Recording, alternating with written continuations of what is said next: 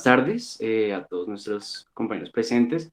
Nos encontramos en la otra cara de la moneda, un espacio de comunicación en conflicto dentro de los conversatorios de la universidad hecho por estudiantes y para estudiantes. El día de hoy nos encontramos con Liu Seche e Isabel Alvarado, dos comunicadores tomasinas que tienen una trayectoria profesional significativa dentro del campo del cual hablaremos hoy y que ayudará a aclarar dudas, imaginarios y campos de acción que se tienen con respecto al campo de comunicación en conflicto. Isabel Alvarado, egresada de Comunicación Social de la USTA en el 2017, se enfocó mientras estudiaba, fue investigadora y coinvestigadora, además es técnica laboral de la Academia Iberoamericana de Idiomas en el 2011, como asesora en el área social y de comunicaciones para la salud, educación y desarrollo integral de las organizaciones sociales Fundafes y actualmente trabaja como facilitadora en la Fundación Pikachu. Ha realizado cursos con organizaciones como la ONU y la UNICEF para la protección de las mujeres, prevención de la explotación y de los abusos sexuales y tiene un diploma en integración social en salud de las víctimas de violencia sexual en Politécnico de Colombia y cuenta con el idioma inglés y español. Por otro lado, tenemos a Liu Seche, quien también es graduada de comunicación de la USTA en el año 2014 y tiene una maestría en ciencias políticas obtenida en la Universidad de San Petersburgo en el 2017. Cuenta con el dominio de 3 idiomas, español, inglés y ruso, y trabajó como voluntaria en la ONG de Cuernavaca para el desarrollo del diálogo intercultural y el desarrollo en México. Actualmente ejerce como docente investigadora en la USTA sede Bucaramanga. Por cuestiones de tiempo, esperamos que Liu Useche se conecte después. Sin embargo, si no es posible que esté presente hoy, Ya estaremos está, dejando... ya está conectada. ¿Ah, sí? Ah, bueno, me alegra, me alegra. Entonces, Andrés, te doy paso. Gracias, Luis. Les damos una bienvenida a nuestras invitadas. Un agradecimiento grande por permitirnos pues, compartir este espacio con ustedes. Y para pues, mayor organización les voy a explicar un poco de cómo vamos a hacer este evento. Vamos a ir haciendo algunas preguntas, 3 del panel y 3 del público. Para que sea equitativo para todos, vamos a contabilizar 3 minutos por respuesta y va a sonar una alarma. En ese momento, pues, ya pues tendrían que cambiar de participante en este caso.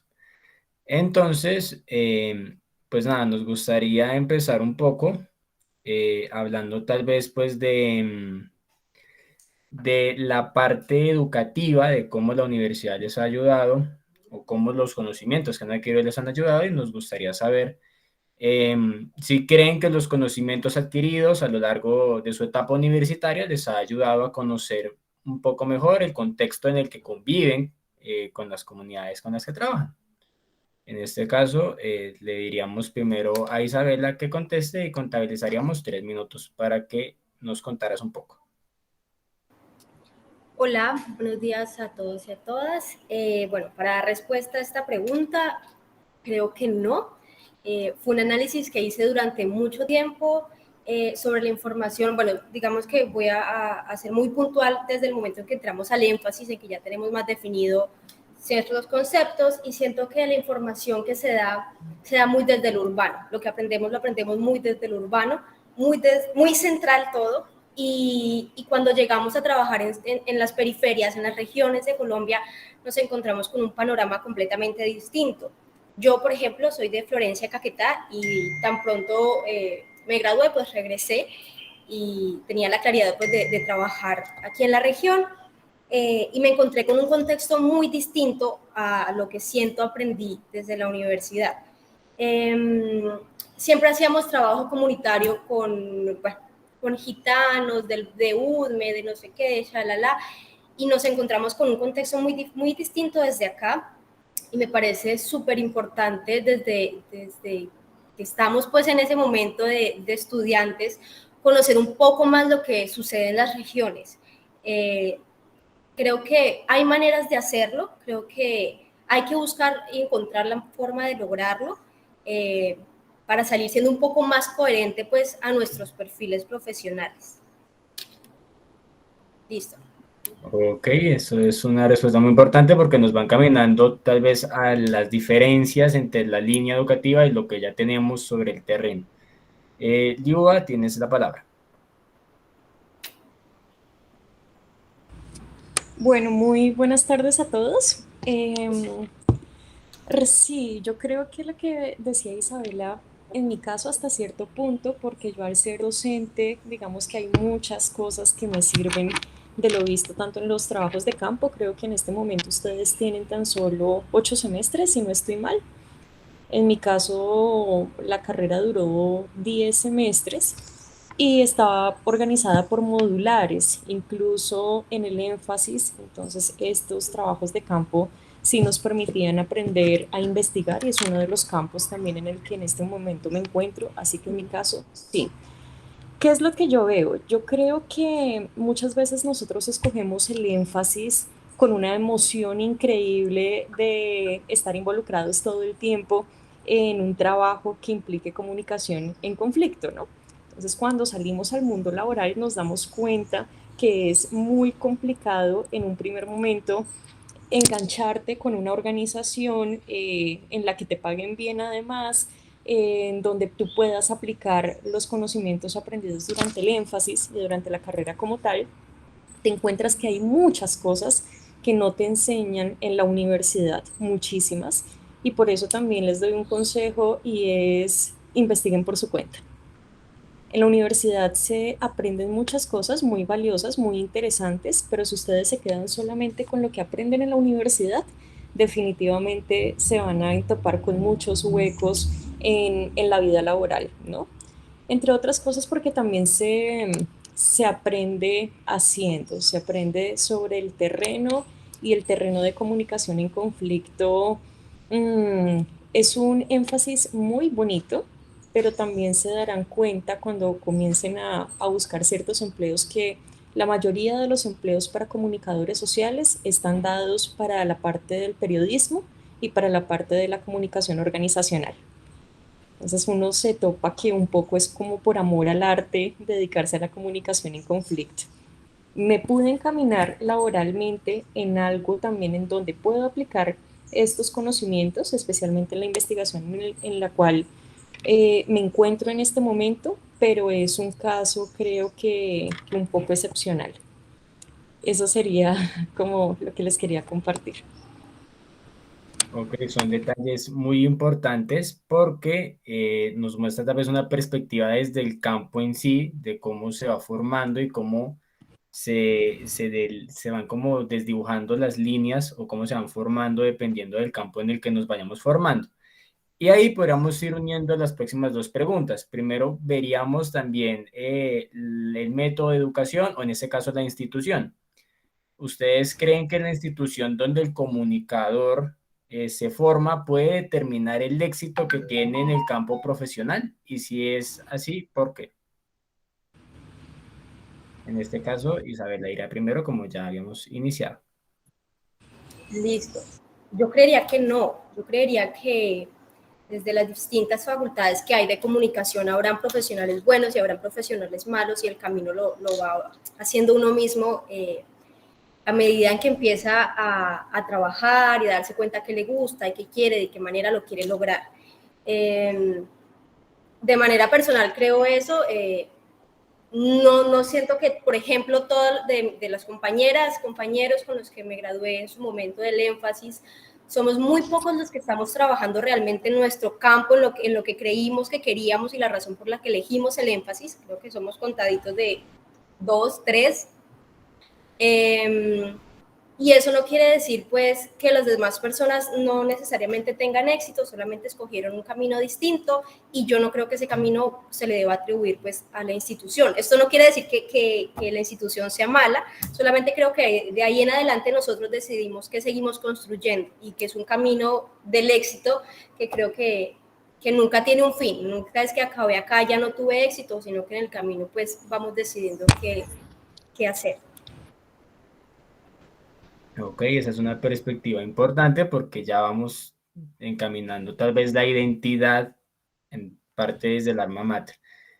Liuba, tienes la palabra. En mi caso, yo soy súper mega tomasina de corazón, porque además también trabajo en la Universidad Santo Tomás. Entonces, por supuesto que sí. Lo que pasa es que cuando el éxito lo medimos, depende de cómo nosotros midamos el éxito. Actualmente nosotros estamos acostumbrados a medir el éxito en un buen trabajo, y un buen trabajo no necesariamente es el que te gusta o te da estabilidad emocional, sino aquel que tiene un rango alto en donde puedes devengar un buen salario. El éxito lo medimos en tener casa, carro, beca, ¿no? Y yo creo que el éxito más que todo está en lograr dedicar tu vida a algo que llene tu corazón, ¿no? Si tú estudiaste en el énfasis de conflicto, pero después descubres que tienes un talento impresionante para la empresa, dale, ánimo. Eso para mí es tener éxito. Entonces es un poco distinta la perspectiva. Y ya en este momento no recuerdo, te recuerdo la palabra éxito que me hizo pensar en mis clases de humanidades, pero no recuerdo ya la pregunta como tal, si los conocimientos de la facultad llevaron a que tuviera éxito en mi vida laboral. ¿Sí fue así? Es, sería si crees que la institución donde te formaste o donde se forma el comunicador determina el éxito que tiene al momento de desempeñarse en el campo laboral. No, una partecita nomás. Es decir, lo que nos dan los profesores, los espacios también que da la universidad, son una pequeña parte de lo que tú eres. Pero es que tú eres mucho más que el título que estás ganando de comunicador social. Cuando tú dejas que toda tu esencia, toda tu identidad la defina un título, pues por ahí no es, porque eres mucho más que eso. Esa sería mi respuesta. Bien, ya vamos encontrando ciertos puntos importantes. Ya vamos encaminando un poco la identidad del comunicador sobre el terreno, la educación también. Y hablando del terreno, me gustaría también preguntarles cuáles creen que son para ustedes las habilidades sociales que debe tener un comunicador, pues, para trabajar correctamente con una comunidad. En este caso, Isabela. Listo. Bueno, yo creo que un profesional en comunicación debe saber vincular a las comunidades o las personas con las que vaya a trabajar en todos los procesos con los que se les vaya a hacer partícipes. Y eso me parece a mí como un mantra para trabajar con comunidad. ¿Por qué? Porque, y en algún momento, como estudiante, como asistente de investigación, tuve una experiencia que me marcó un montón. Y es que muchas veces nos volvemos utilitarios. Entonces lo que hacemos es, vamos, conocemos a la comunidad, yo les necesito esta información puntual de ustedes, saco la información y me fui. Y de repente publico un libro con la información que obtuve del trabajo con la comunidad. Eso me frustró mucho, me hizo preguntarme, ¿esto es lo que yo quiero? ¿Esto me hace bien? ¿Esto siento que es correcto? Porque en realidad el momento en que se vincula una comunidad a uno de estos procesos, debemos escucharles, debemos saber sus necesidades, conocer sus necesidades y cumplirle a partir de lo que nos comprometamos a hacer junto a ellos y para ellos, que creo que también es muy importante poder de todos estos procesos académicos dejar siempre algo para la comunidad. Entonces creo que para mí eso es súper base, es hacerlos partícipes de todos los procesos, si es posible, desde la formulación, los resultados, qué les puede quedar, y no solamente verlos como información importante que podemos usar para X o Y cosa. Aquí ya vamos también delimitando un poco Bueno, en el mi caso, carácter social. Liua, tu turno. bueno, acá mientras Isabel hablaba también se me iban ocurriendo una lluvia de ideas sobre cosas que sí o sí uno debe tener si está trabajando en el campo de la comunicación en conflicto, que usualmente es justamente trabajo con comunidades. Se debe sí o sí ser empático, se debe ser humanista, se debe saber escuchar, ser responsable. Y ser responsable también es ser responsable con la información que logras tener de las comunidades, porque muchas veces vas a toparte con información muy sensible. Ser sincero con las comunidades. Creo que, mira, Isabela, yo comparto muchísimo eso que mencionas, y es esa frustración Después de cada uno de estos modulares, bueno, en ese momento no se vivía como una frustración, pero viéndolo en perspectiva, creo que sí, de alguna forma muchos de nosotros manoseamos a las comunidades en el sentido que íbamos, desarrollábamos un proyecto de 4 meses, generábamos unos vínculos afectivos con personas claras en la comunidad, ¿no? Nos interesábamos por ellas, pero llegaban las vacaciones, cerrábamos ese ciclo investigativo, nos lavábamos las manos y nos olvidábamos y adelante con una nueva comunidad. Y ya no volvíamos a saber cuál era el desarrollo de ese proyecto que habíamos empezado. Entonces, como estudiantes, en mi época creo que nos faltó un poco de sinceridad y de responsabilidad en esa labor de investigación social que estábamos realizando. Un comunicador en conflicto tiene que ser curioso, es decir, si no lo mueve la curiosidad, es muy complicado también, y la creatividad, ¿no? La intuición para saber qué es lo que una comunidad necesita, qué es lo que yo puedo aportar, qué es lo que yo necesito también de esa comunidad, y si mi trabajo en esas condiciones puede ser un trabajo ético. Creo que un comunicador social debe ser supremamente intuitivo en el trabajo de campo, porque muchas veces la misma investigación y los mismos caminos que va trazando la comunidad te dan los objetivos en la investigación social. Y si no tienes esa intuición, pues simplemente te vas a limitar bastante y vas a obviar o vas a eliminar una información que puede ser muy valiosa. Bueno, quiero agradecer a Levia por este aporte. Es muy importante no solamente quedarse con lo que adquirimos en la investigación, sino también involucrarnos con las comunidades. Y creo que eso es un punto mejor de lo que hemos tratado hasta ahora en la conversación. En este momento, pues, quiero invitarlos a todos a que abramos el espacio para las preguntas del público. Entonces, quiero que levanten sus manitas, así nuestras invitadas puedan resolver sus inquietudes. No sé, entonces, ¿quién tiene una pregunta? Levanta la mano. Ok, profe.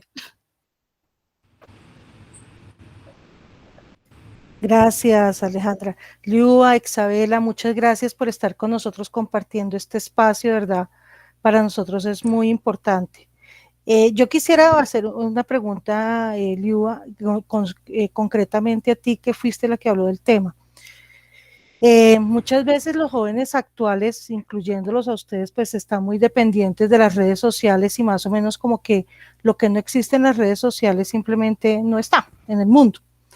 Yo quisiera como saber esa intuición de la que tú hablas, la cual me parece a mí súper importante, cómo se hace para desarrollarla, cómo se hace para construirla, porque sí creo que se debe construir desde la universidad, ¿cierto? Pero no es fácil como encontrar eso, porque sé que es bastante subjetiva la cosa, pero creo que sí pueden haber herramientas. Entonces no sé si Isabela y tú nos pueden dar como esos tips para comenzar a hacer ese intuitivo, ¿cierto? Ese perceptivo, ese abrir esas antenas parabólicas a todos los sentidos para comenzar a dar sentido, perdón la redundancia, a eso que tú llamas estar en el campo siendo de manera abierta. Bueno, yo lo veo por dos formas. Trabajo de campo, es decir, involucrarte, salir, mirar, sobre todo mirar y aprender a observar, que son dos cosas distintas. Pero también la lectura, la asistencia a eventos, el poner cuidado a las experiencias y a los conocimientos de los docentes es supremamente importante. Leer sobre todo, y leer no me refiero a cualquier, digamos, cualquier tipo de lectura, sino leer cosas, artículos científicos de nuestro campo, la experiencia de otras personas, los libros que tienen que ver con nuestro campo, por supuesto, son un punto fundamental para empezar a cultivar esa intuición que para mí es tan importante en un comunicador social en conflicto, la asistencia a eventos. Muchas veces estos congresos son de alguna forma despreciados, no solamente por los comunicadores sociales, sino en general por las profesiones, ¿no? Pero estos congresos son una oportunidad increíble que abre también las universidades, no solamente los congresos que hace directamente la Facultad de Comunicación Social, sino me refiero a todo este mundo de eventos que ofrecen las universidades y que uno puede escuchar a gente muy dura en su campo hablando sobre lo que ellos están haciendo. En la medida que yo me enriquezco de diferentes fuentes, en la medida que yo toda esa teoría la puedo también observar en la práctica, voy fortaleciendo mi intuición. Si no es así, si soy una persona que no me gusta leer, si soy una persona que no asisto a eventos, si soy una persona perezosa que me quedo con lo que hay en redes sociales, definitivamente esa intuición se me va a estancar. Gracias. Le paso a Isabela, no sé. si también le respondes la pregunta a la profe. Sí, yo estaba en relación a eso último que decía de la teoría, yo estoy muy de acuerdo y también creo que la teoría sin la práctica se queda corta. Y pasa mucho en el momento en que nos ponemos a leer un montón para el parcial, para cumplir, para esto, y hasta que no estamos en práctica en algún campo, en algún momento, en algún espacio, no le encontramos sentido a eso, y creo que no se entiende ni siquiera en la totalidad, pues, de lo que quería decir cierto autor o cierta autora. Entonces, me parece bacanísimo que pudiesen encontrar la manera de vincularse a procesos sociales desde que estamos en la universidad, lo que sea que les mueva, que ahí empezamos a encontrarle un poco más de sentido a lo que veíamos en tal clase, la manera en que podemos hacer eso, en que podemos acercarnos, en que podemos llegarle a tal comunidad. Y esa es la manera en que, en el momento en que podemos llevar esa teoría a la práctica. Es muy cierto lo que dice Isabela, pues es una de las cosas que nos enseñan, no solamente quedarnos en la teoría, sino ir practicando. Es uno de los objetivos de hacer este trabajo de campo. Quisiera ahora darle la palabra a Paula para que le preguntara a las chicas. Bueno, yo les quería preguntar que cómo es ese proceso de adaptación y de inserción en una comunidad por parte de ustedes, o sea, cómo se pueden adentrar a ella, cómo lo logran, cómo se adaptan ustedes a ellos y ellos a ustedes. Listo. Creo que respondo por orden. Creo que para este proceso de adaptación lo más importante es el tiempo. Muchas veces es importantísimo contar con tiempo y disposición y disponibilidad para hacerlo. Muchas veces por el afán de cumplir con algo para el trabajo, con algo para la academia, pues entramos y hacemos, y ellos necesitan un tiempo de asentamiento para poder tener vínculos de confianza, para poder establecer compromisos, y eso me pareció indispensable. Digamos que dentro del campo laboral, les cuento un poquito. A ver, la última experiencia que tuve laboral de un proyecto fue con la OIM, en una estrategia de prevención de reclutamiento, uso, utilización y violencia sexual contra niños, niñas y adolescentes, en el Caquetá, de límites con Putumayo, Cauca. Y esos procesos ellos querían llevarlos súper rápido porque era un proyecto para ejecutar en cuestión de 8 meses. Y resulta que las cosas no se dieron como las querían plantear. Entonces, es una comunidad que no tiene acceso al internet, no hay señal telefónica, solo se llega por agua por el río Caquetá. Entonces, necesitábamos nosotros desplazarnos hasta allá con toda la disposición que requiriera el contexto, de quedarnos, de hablar, de toca esperar a que llegue el presidente de Junta y toca esperar que el presidente de Junta le pregunte a tal grupo armado si podemos estar presentes, y eso me parece muy importante, contar con ese tiempo, el tiempo de la comunidad y no el nuestro. Nosotros no podemos pues llegar a imponer, es que mire, yo necesito esto para allá y debe ser así, así, porque realmente así no funciona. Listo. Bueno, le doy la palabra ahora a Liua. Muchísimas gracias, Isabela. Yo vuelvo a repetir mi lista: ser empático, es decir, si tú no logras conectarte con las necesidades de la comunidad, sentir un poco lo que están sintiendo en la situación en la que están, pues realmente no vas a conectar nunca, nunca con ellos. El entender que ellos, más que objetos de investigación, son sujetos de derechos. Y ese es un enfoque muy distinto.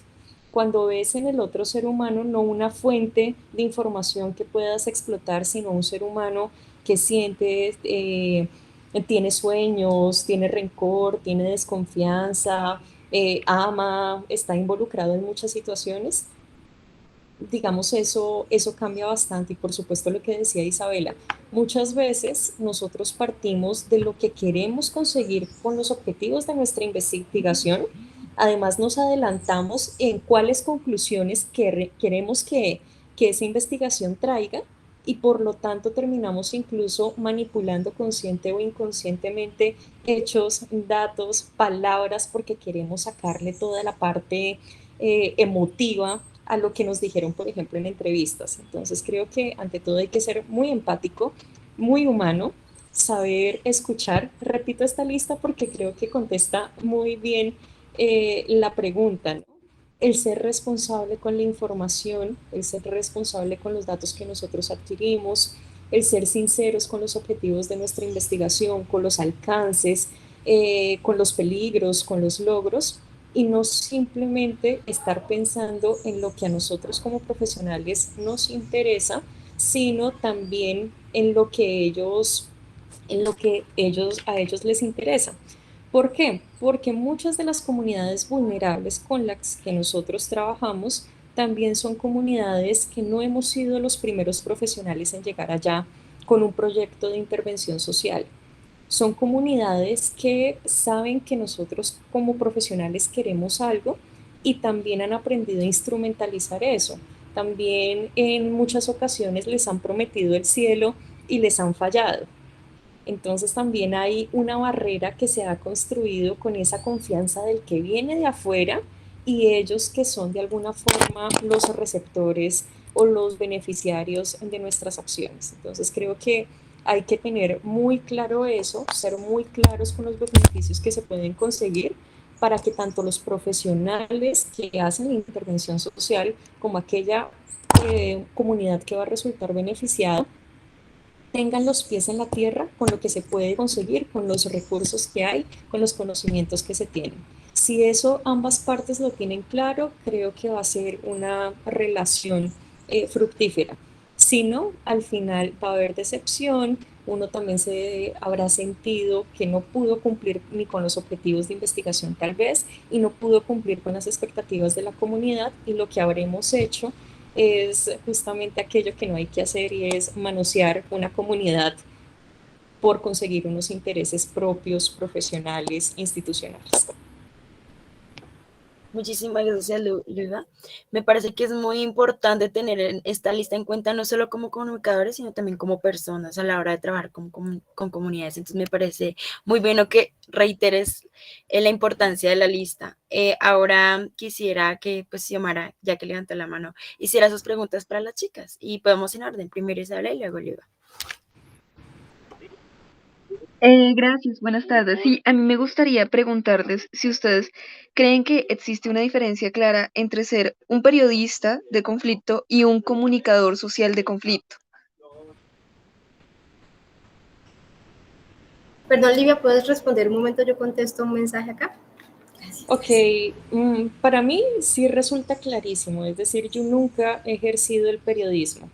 Un comunicador va mucho más allá. No sé si a ustedes les pasó, pero cuando yo escogí el énfasis de conflicto, me imaginaba así como los cascos azules, yo con un casco azul, las personas en unas condiciones supremamente vulnerables, ¿no?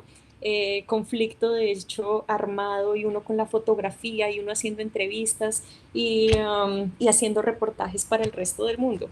Pero creo que un comunicador hace mucho más que eso, especialmente por los perfiles que creo que tenemos tanto Isabela como yo.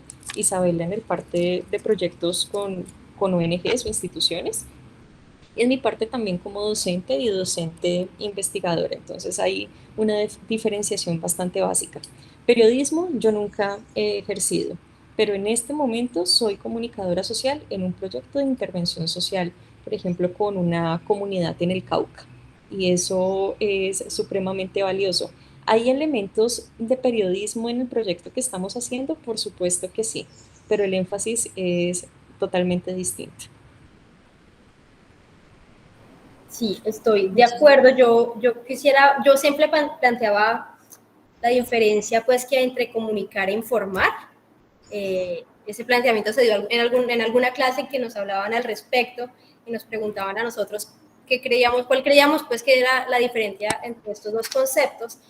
Y informarse daba como un proceso en el que hay un emisor, un receptor, un mensaje, se lleva, se pone y se acabó, que normalmente es lo que hacen los medios de comunicación, que en realidad son medios que difunden información, ¿no? En realidad no hay un canal, o sea, no, el receptor, esa información no la devuelve, no la regresa y no hay una transformación real. Entonces yo creo que el comunicador entra a transformar, entra y yo llevo una información y esta información no se queda simplemente acá en el receptor, sino que se regresa y es un proceso en el que hay maneras de transformar unas distintas realidades. Entonces creo que esa es una diferencia muy clave y a eso, a lo que hablábamos inicialmente de volvernos utilitarios y de usar la comunidad y de manosearla, y no solamente entramos pues a decir, si ustedes hacen esto, cuéntenme cómo lo hacen, saco mis fotos, saco mis videos, cumplo con lo que necesitaba y chao. En realidad siempre hay que encontrar la manera pues de dejarle algo a esa comunidad, de transformar un poco su realidad, al momento de entrar, bueno, ustedes qué necesitan, qué tanto puedo dar yo, porque obviamente no hay que comprometernos en algo que se salga de nuestras manos, pero siempre hay algo que nosotros podemos dejarle a esa comunidad y puede ser un proceso mucho más horizontal en el que ellos me ofrecen a mí algo y yo les puedo dar algo también de regreso. Muchísimas gracias, Isabela. Ahora le vamos a dar paso a Andrés, que ya va a hablar, para seguir haciéndoles preguntas. Sí, es muy importante lo que ustedes hablan, digamos, la propia percepción de cómo tenemos que adaptarnos a la comunidad, cómo tenemos que hablar con ellos, cómo tenemos que integrarnos. Y vamos a seguir ligando ese tema con dos preguntas, una un poco más general y otra un poco más específica. Principalmente me gustaría saber cuáles son los campos de acción de un comunicador en conflicto.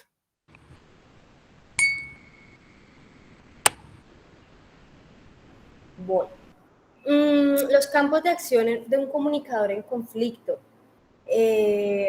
Bueno, todas las alcaldías, las gobernaciones tienen políticas públicas en construcción, de actualización, con las ONGs, con las fundaciones, con todos los programas sociales en el que nosotros podamos llegar a hacer una intervención, una transformación. Yo qué quería decirles al respecto. Nosotros salimos un poco como toderos y el concepto de comunicador es muy... Yo me replanteé, decía, ¿por qué estudié comunicación? ¿Yo por qué no estudié trabajo social? No entendía, pues, si lo que a mí me gustaba era el trabajo comunitario, porque siempre en todas las convocatorias, pues, había algo para el publicista, para el diseñador, pero en realidad nos van a querer un poco de toderos.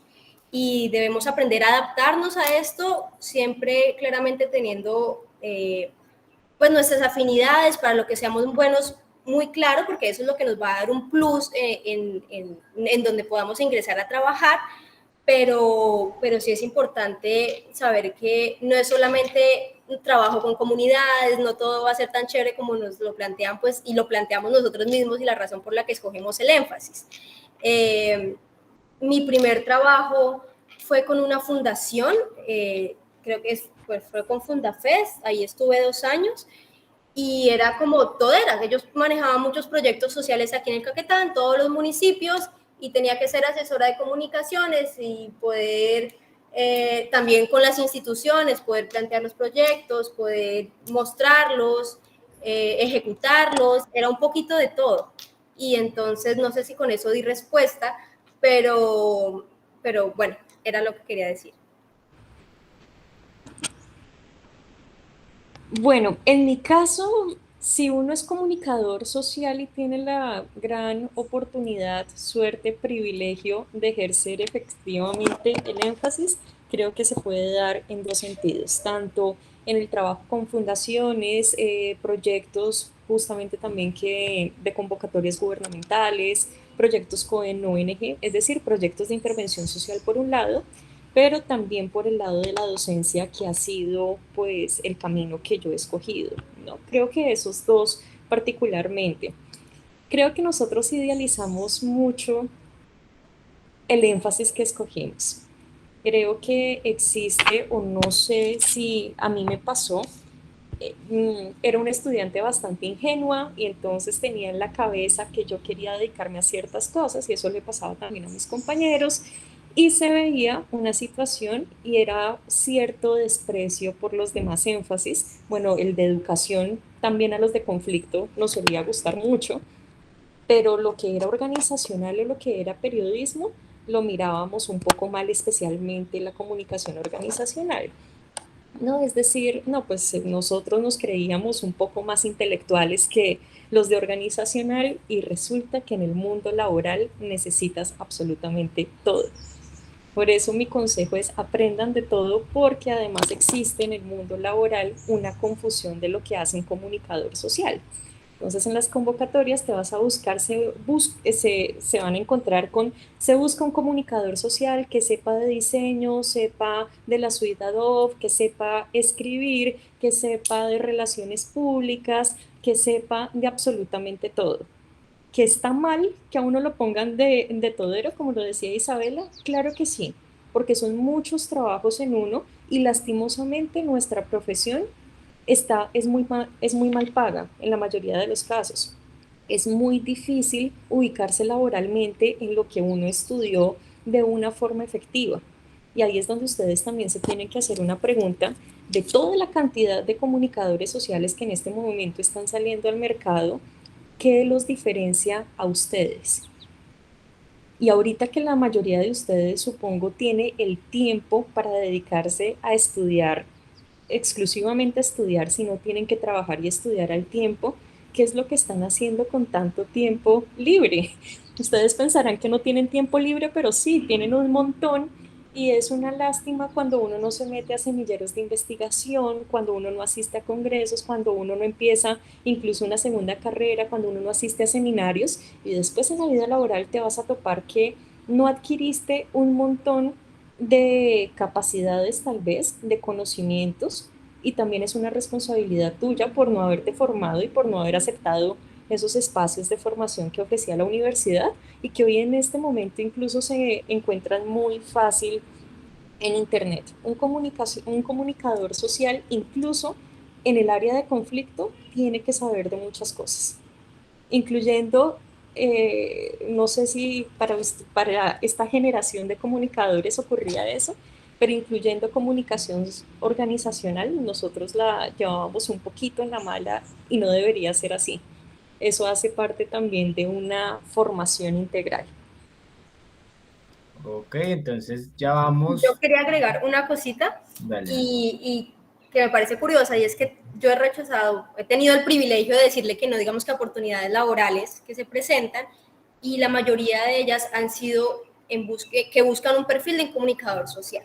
Y es porque aprendí que al menos aquí, cuando se busca un perfil de comunicador, es porque necesitan al periodista, necesitan al diseñador, pero el énfasis, hay mucho desconocimiento en cuanto al énfasis de conflicto.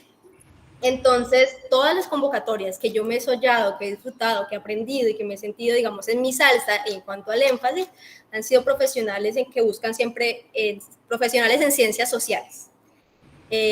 Entonces, son esas en donde buscan antropólogos, psicólogos, sociólogos, trabajadores sociales, en donde empezaba yo a encontrar cabida y o sea, el problema no es de la carrera, el problema es desconocimiento frente a la carrera, frente a la profesión y más aún frente al énfasis.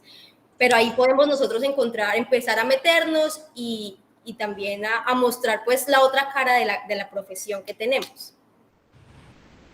Ok, ese es un punto importantísimo porque ya vamos también identificando la identidad del comunicador también dentro de la misma profesionalización que estaríamos haciendo.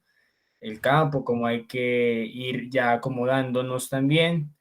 Y precisamente sobre el tema de los campos, me gustaría saber precisamente a qué se expone el comunicador en conflicto al trabajar en este campo o en este medio.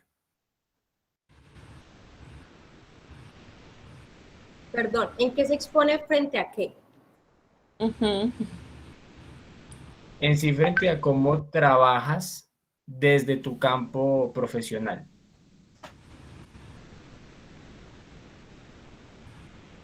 No me queda muy claro. Sí. Digamos, a diferencia de los demás campos profesionales, ¿a qué se expondría un comunicador en conflicto específicamente?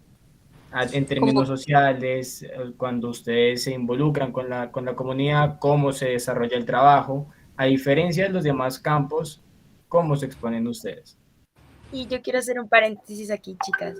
También, digamos, a que hay muchos supuestos sobre, entre paréntesis, que los comunicadores en conflictos viven amenazados todo el tiempo, que, digamos, es una de las creencias que tiene mi familia al yo querer enfocarme en este campo, es, no, qué peligroso, hay mucho conflicto armado, te pueden secuestrar, cosas así. Entonces queremos saber a qué realmente se expone un comunicador. ¿Qué es lo que realmente estamos expuestos y qué es un mito, una falacia que de verdad no es muy exagerado? Bueno, creo que no es tan exagerado, al menos desde el lugar en que yo vivo.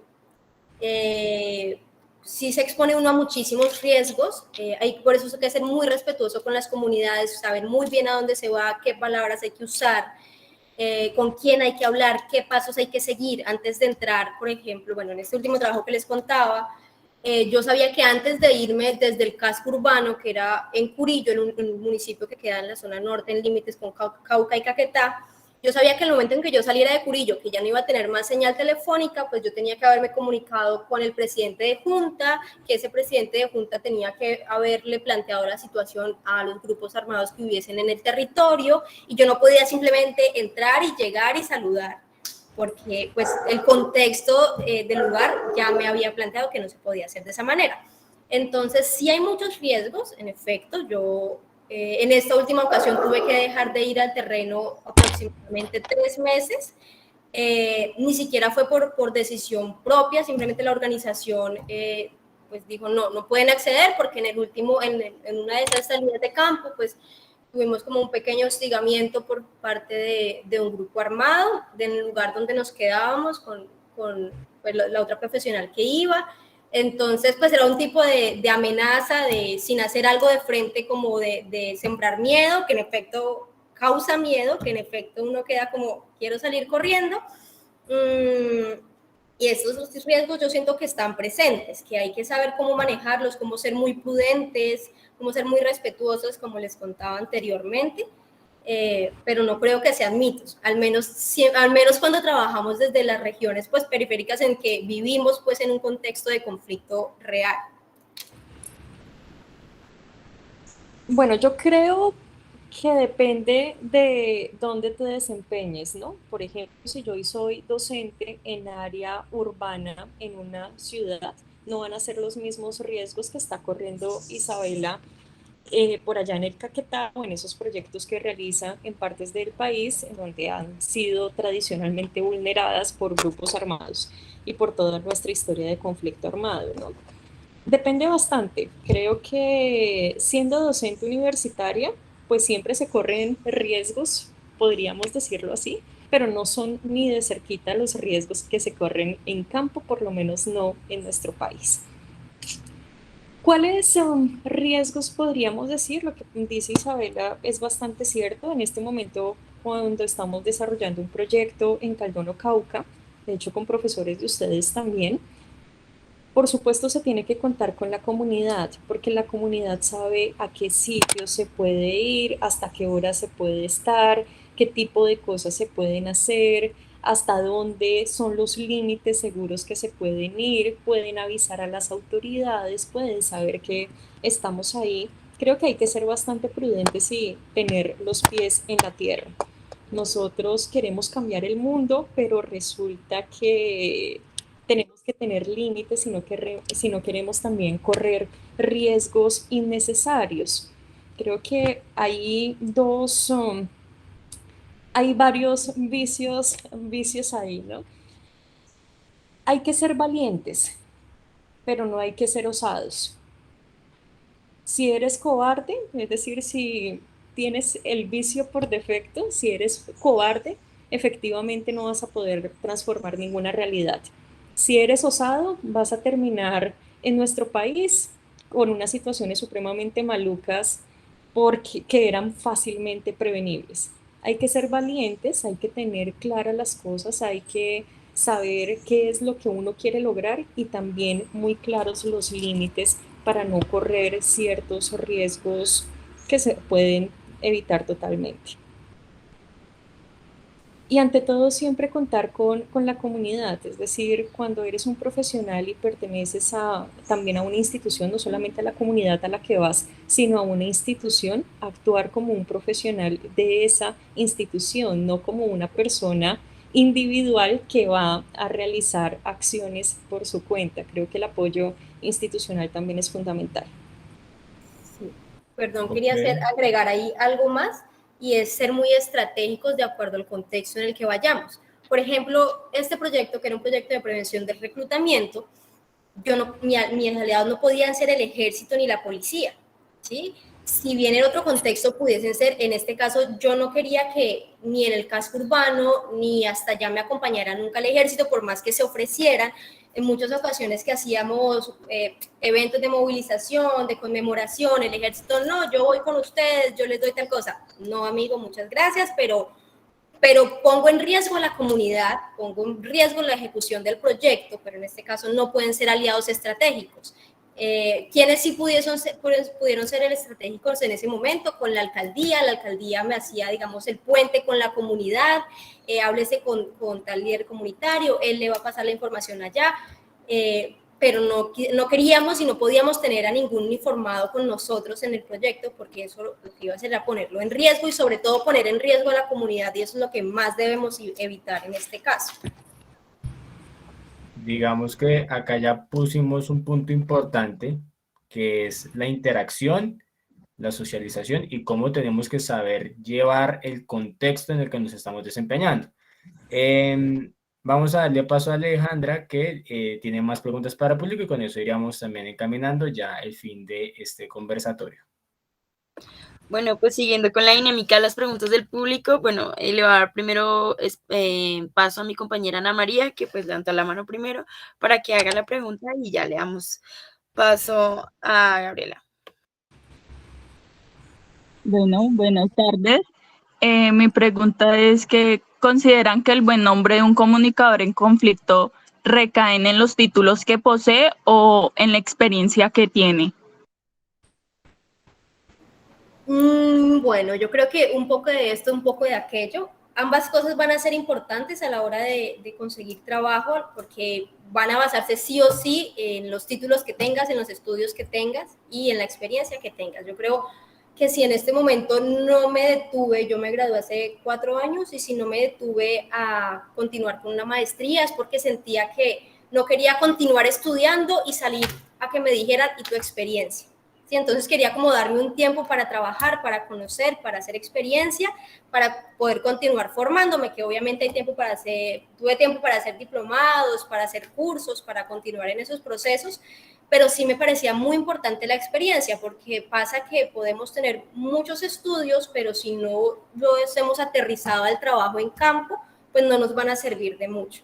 Entonces, no se asusten, la experiencia se va haciendo. Lo digo yo, que todavía tengo muy poca, apenas son 3 años pues certificados en la hoja de vida desde que me gradué, pero me ha servido un montón. O sea, desde el primer momento que ingresé al primer trabajo, eso me ha funcionado. Ahora precisamente me vinculé a un nuevo proyecto que voy a iniciar, y siento que esa frustración que sentí en algún momento de no tengo experiencia, de no sé cómo hacerlo, se ha ido solventando, se ha ido solucionando, todo eso que vamos haciendo va sumando. Entonces yo, para responderles, pues creo que ambas cosas son muy, muy importantes y que ninguna de las dos se puede dejar pues a un lado. Y como experiencia, chicos, no solamente comprendan experiencia laboral. En mi caso, yo recibí el diploma, bueno, de hecho ni siquiera lo recibí en físico porque ya me encontraba en un vuelo directo a Kenia, pero era para realizar un voluntariado. Muchas veces consideramos que la experiencia automáticamente tiene que ser laboral, remunerada, que tienes que estar produciendo dinero, pero lo cierto, y esa fue la lógica que yo apliqué para irme primero para México, después para Kenia, después para Rusia, bueno, estuve un poco de trotamundos, y era, voy a tener toda la vida para trabajar y hacer dinero, ¿no? No siempre voy a ser joven, no siempre se me van a dar estas oportunidades de voluntariado, no siempre voy a poder viajar, no siempre voy a poder dedicarme de esta forma o tener el tiempo para hacer este tipo de proyectos. Y los proyectos de voluntariado, en mi caso, han sido una cosa maravillosa porque te permite aprender cosas que ni en una maestría o especialización o incluso en un trabajo institucionalizado, remunerado, puedes comprender. Entonces, mi consejo para ustedes también sería, no solamente miren la experiencia, no solamente miren lo que tienen que hacer ahorita que se vayan a graduar, como o trabajo o empiezo una especialización o una maestría, no hay otra salida, o hago un curso de inglés que es como la opción 3 cuando uno no sabe tampoco qué hacer con su vida, ¿no? Sino que realmente hagan lo que hagan, lo hagan con un propósito. No digo que aprender inglés esté mal, es muy importante, pero si van a aprender inglés, no, que no sea por desparche porque no hay de otra, sino que lo hagan con un propósito claro para su vida, ¿no? En mi caso fueron los voluntariados siempre agradeceré las cosas que me enseñaron, van a ser experiencias que no pude haber aprendido en un salón de clases y en este momento no las cambio, pude haber tenido por lo menos 4 años más de experiencia laboral y aún así me quedo con la vida que he construido hasta ahora. Que no les pase eso, es decir, no sacrifiquen, yo sé que no se puede ser muy idealista, lo que les digo, tengan los pies en la tierra, pero no sacrifiquen muchas cosas valiosas por hacer dinero, porque para eso van a tener toda la vida y toda la vida van a estar trabajando. Creo Estoy que esa es súper una de respuesta acuerdo con salvadora. esto. Perdón, hago una intervención ahí. Estoy muy de acuerdo con esto porque miren que para este último trabajo que conseguí, que inició ahorita el 1 de octubre, es un proyecto de prevención de violencias basadas en género.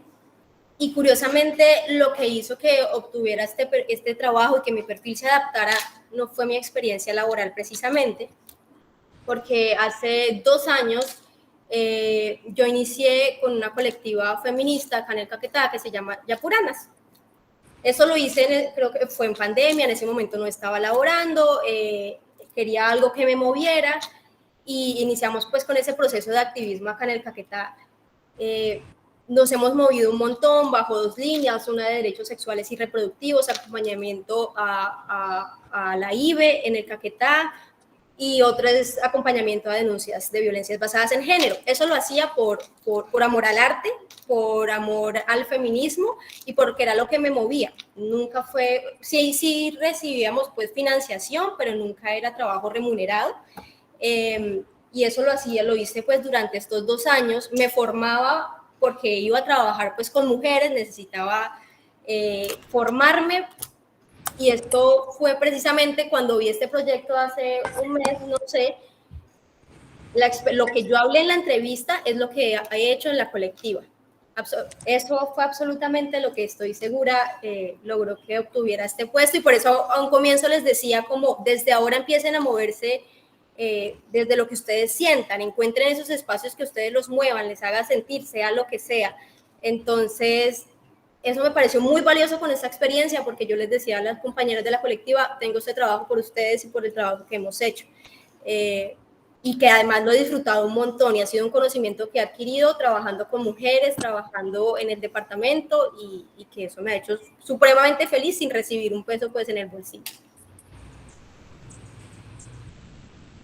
Y creo que esta es una pregunta salvavidas porque nosotros como jóvenes, como aún en la universidad, estamos por nuestra afán de, bueno, ¿qué vamos a hacer cuando nos graduemos? ¿Qué nos vamos a poner a hacer? ¿Qué vamos a hacer? ¿Cómo vamos a meter el trabajo? Sí, lo más importante es la experiencia. Entonces es muy bueno que nos den a conocer estos tips porque estamos en ese afán de hacer algo y de hacer las cosas por hacer. Y es mejor involucrarnos más con lo que nos gusta, con lo que queremos llevar a hacer a cabo. Entonces, creo que sí. Y bueno, como lo decía Luba, pues no todo el trabajo es el que se está remunerado, no todo ese se puede llamar trabajo, sino también lo que hacemos desde lo que nos gusta. Bueno, ahora le voy a dar paso a Gabriela para que haga su pregunta. Muchachas, primero, buenas tardes, y a mí me gustaría saber si alguna vez fueron censuradas por dar alguna opinión personal. Listo. Sí, en un par de ocasiones, una que recuerdo muy puntualmente ahora. Estábamos en el proceso de focalización de la comunidad en la que íbamos a trabajar en este proyecto de prevención de reclutamiento, y una de las chicas a la que llegamos a la casa empieza a contar, tenía creo que 17 años, que ella estaba embarazada, que no quería tener ese bebé, y pues empieza a contarnos toda su angustia. Resulta que yo claramente no iba a hablar de la IVE, del aborto, sin saber su posición, sin saber a qué me estaba metiendo, además porque estaba en ese momento no como Isabela, sino como profesional. Entonces lo que hice fue tantear terreno con su mamá. Bueno, ¿y usted qué piensa del embarazo de la chica? La mamá dice, no, yo no quiero que lo tenga, no sé qué. Y la chica dice, no, yo tampoco. Entonces, bueno, no, mira, recuerda que el aborto en Colombia es un derecho, recuerda que tienes estas opciones, que está la ruta en el Caquetá, que puedes hacerlo. Bueno, la historia quedó en que mi dupla, la compañera con la que estaba, una profesora en psicología, no estaba de acuerdo pues con el planteamiento que yo le estaba diciendo a la chica, y entonces lo que dijo fue, empezó a hacerla sentir culpable, que ella no debía hacer eso, que era su responsabilidad, que no sé qué, que quién la mandaba. Bueno, yo quedé con ese sinsabor, porque todo lo que yo se lo dije, le dije, mira, en este momento me quito el chaleco de la OIM, y de esto que te voy a decir, te lo voy a decir como Isabela. Esto es un derecho, shalala, le expliqué toda la ruta. La chica pudo acceder al aborto sin ningún problema. Y cuando tuve una reunión con los directivos de la OIM, les digo, bueno, ¿y cuál es su planteamiento frente al acceso a la IVE? Y en este caso, por ejemplo, ¿ustedes qué hubiesen dicho? Y lo que dijeron fue, nosotros no podemos tener una postura frente a eso, y preferimos omitir cualquier tipo de información, por más que sepamos que se puede hacer. Entonces, pues nada, chicos, yo decidí no hacerlo, y decidí, en cuanto a oportunidad tuviese, continuar hablando de derechos sexuales y reproductivos, por más que las directrices fuese que tuviéramos mucho cuidado. Digamos que yo lo tomé de esa manera, pero sí nos dijeron no lo hagan, sobre todo por cuidar a la institución. Y sucede en muchos otros espacios, no solamente con estos temas, pero ellos quieren como salvaguardar su imagen, que no los cuestionen, que no tengan procesos legales, penales. Entonces, ahí yo personalmente siempre digo que antes de profesional soy humana, soy Isabela, y tengo unas posturas críticas y políticas muy claras que voy a tener en cual sea que sea el trabajo pues en el que esté. En mi caso no, nunca he sido censurada. Me parece maravilloso poder ser yo y poder expresar mis opiniones en todos los contextos en los que he estado trabajando, ya sea de forma remunerada o no. Así que no, que hay que tener, por supuesto, nuevamente los pies en la tierra y saber que en algunos contextos, por el mismo contexto, no puedes hablar abiertamente de ciertas cosas, ya sea porque culturalmente no van a ser bien recibidas, no van a ser comprendidas, no puedes lanzar una bomba e irte y que esa comunidad se apañe con lo que tú les acabas de decir. No, hay que ser muy responsables con eso. Pero no, en mi caso yo nunca he sido censurada.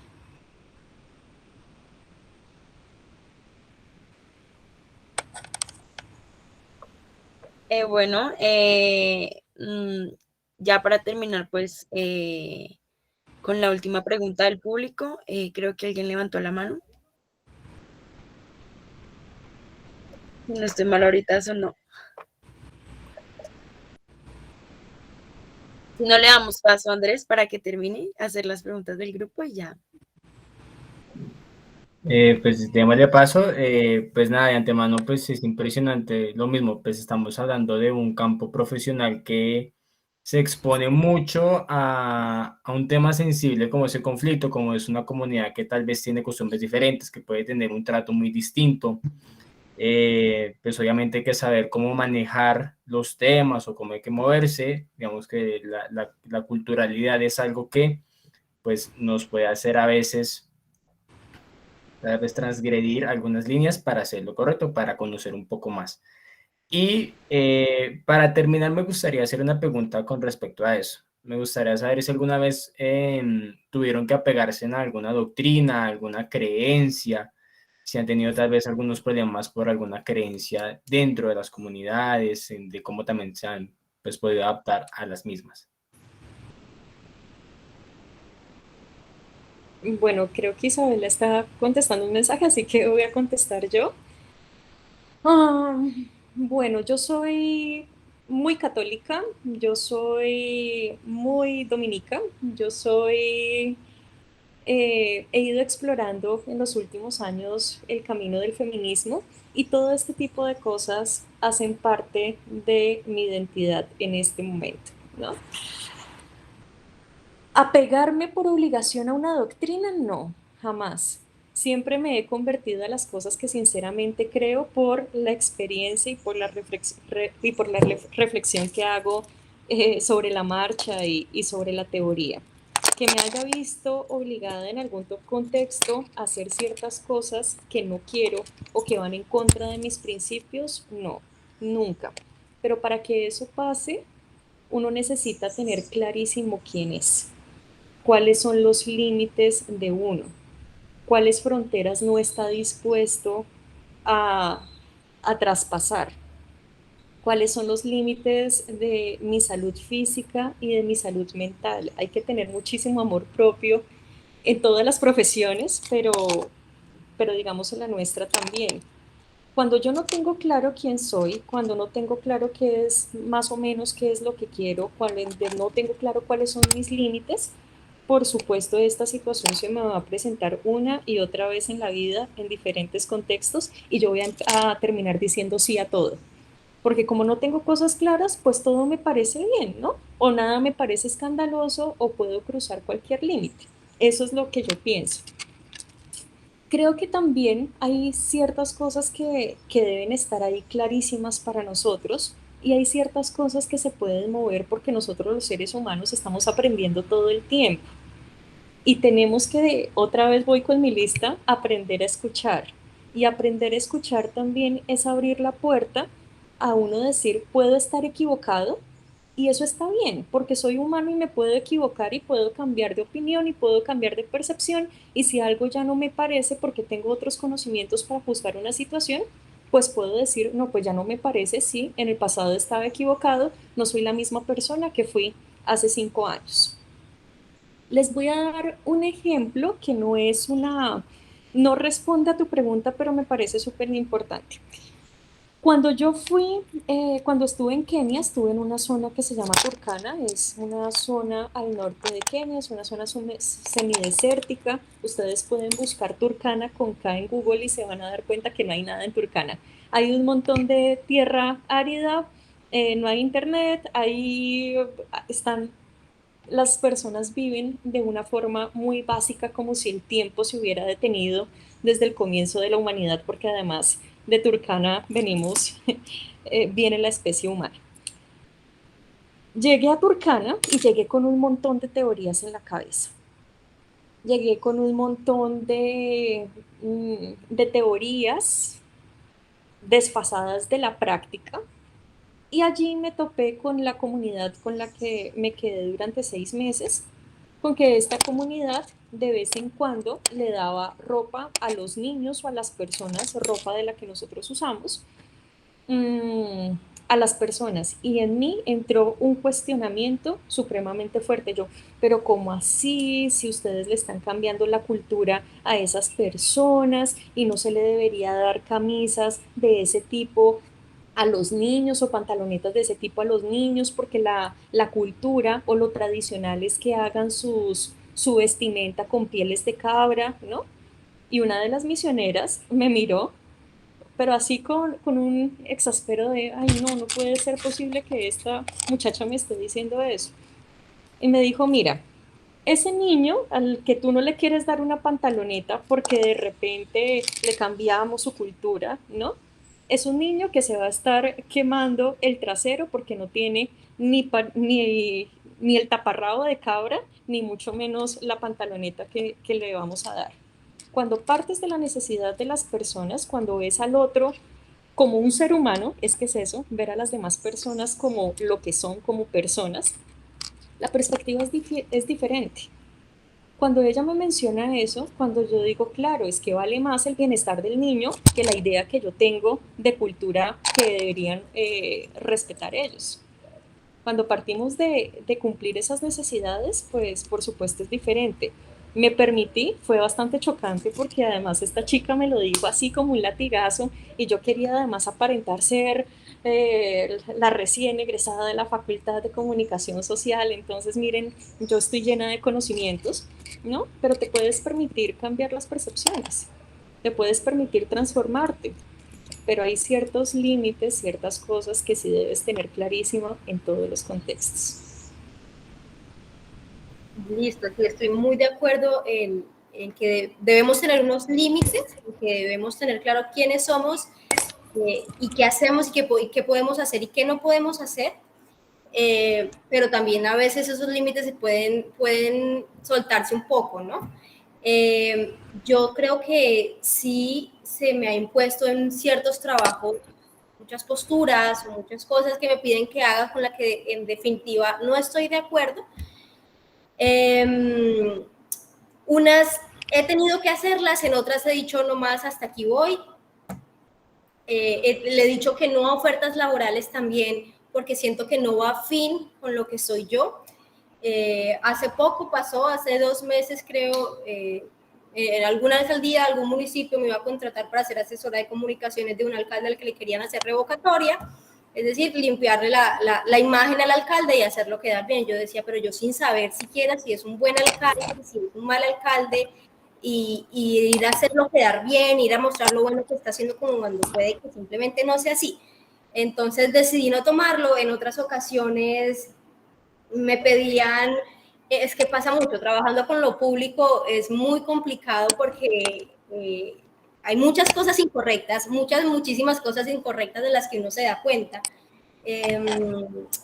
Te ponen a firmar cosas, te ponen a hacer que hay, hasta ahí es donde hay que tener muy claros los límites y dejárselos muy claros al contratista.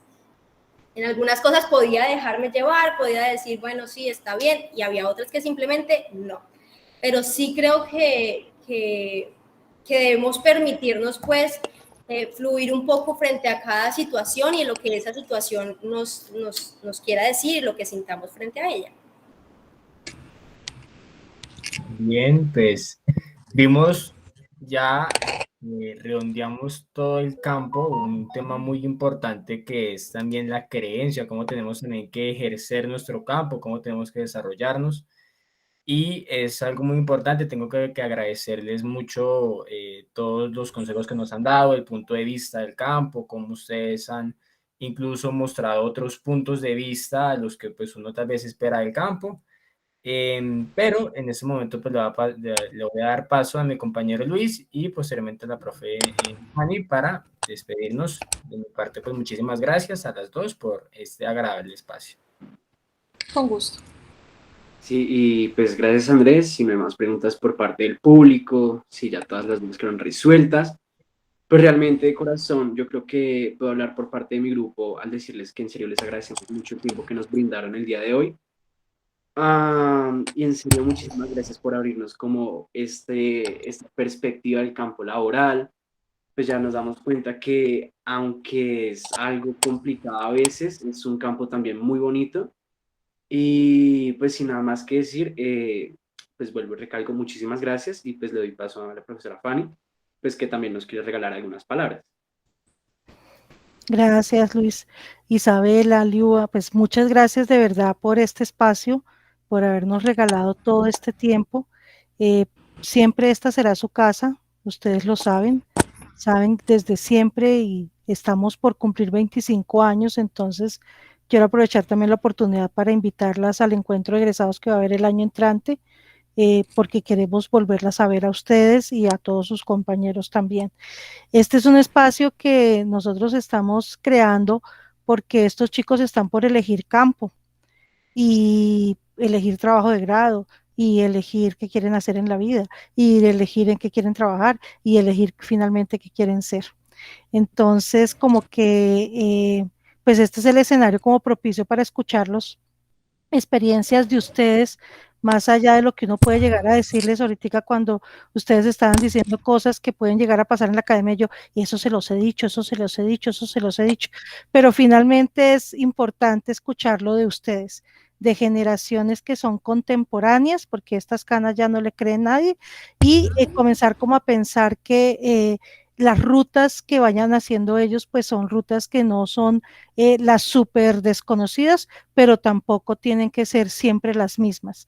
Entonces, de verdad, Isabela y Lu, agradecerles de verdad mucho, mucho por este espacio, por este tiempo que nos dieron, y pues nada, continuar con ustedes, está haciendo su casa, y pues nosotros aquí haciendo quedar muy bien a la Santoto, como todos estamos haciéndolo. Muchas gracias.